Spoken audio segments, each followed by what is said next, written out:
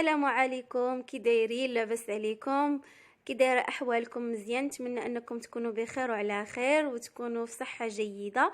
اليوم عندي لكم واحد الوصفه ديال السعال.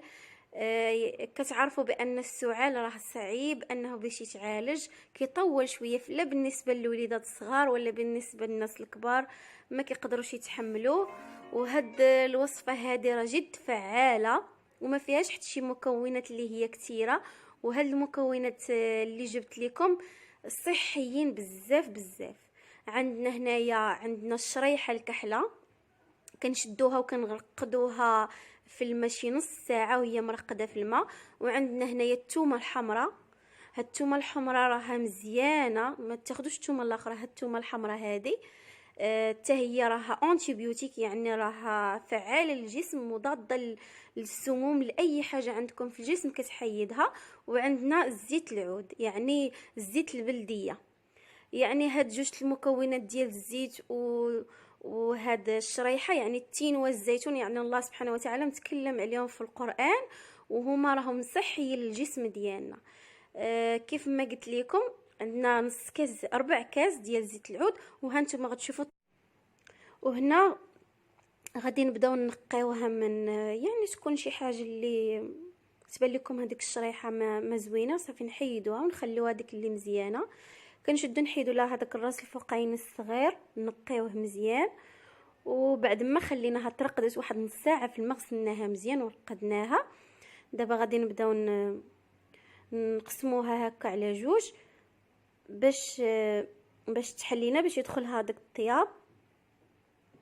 وغادي نوريكم الطريقه الثانيه اشنو غادي من بعد ما نقيتها مزيان وصاوبناها.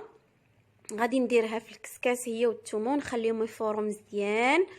هاد الوصفه هذه راه تليق حتى للوليدات الصغار، غير هو نقصوا الكميه ديال الثومه باش على حسب انهم اطفال صغار، ولا كتقوي المناعه، يعني راه زوينه صحيه ومفيده للدراري الصغار. عطيوهم معلقه من الليل راها مزيانه ليهم، تحيد ليهم الكحه وتقوي لهم المناعه. بزاف ديال الفوائد كاينه في هاد الوصفه هذه.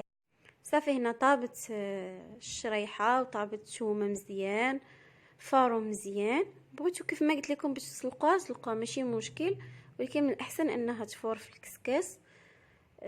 صافي حيدت الثومه الجلوف ديالها، القشور اللي كانوا فيها حيدتهم، وبقيت كنمعس هكا بالفورشيط الثومه والشريحه مزيان، لانهم دغيا غادي يخدموا ليا بالفورشيط بلا ما ندير الماكينه. كنتو نتوما بغيتو ديروا الماكينه يعني ديال الطحين طحنوها ماشي مشكل. وغادي من بعد غنوريكم شنو. صافي هنايا راه خدمتها مزيان بالفورشيط، وغادي نضيف عليها الزيت البلديه. ديروا غير 4 كاس، يعني غير القياس اللي غادي يجمع لكم هاد الثومه والشريحه، كيبقى على حسب يعني غير كميه صغيره ديال الزيت البلديه. وبالنسبه للوليدات الصغار ضيفوا لهم معلقه ديال العسل الحر باش ياكلوا. كيف ما قلت لكم بالنسبه للدراري الصغار غتضيفوا لهم معلقه ديال العسل الحر.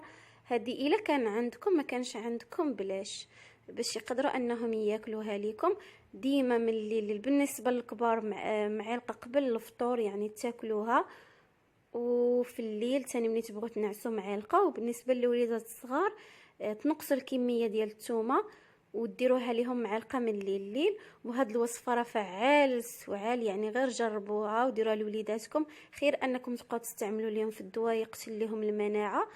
كيبقى هاد الوصفه صحيه، ونتمنى انها تنال الاعجاب ديالكم. ولا عجبتكم ما تنساونيش من لي لايك. لي لايك راه باش تشجعوني وتخليوني نعطيكم وصفات اكثر من هادو، وتابوناو معايا في القناه. وشكرا لكم على المشاهده.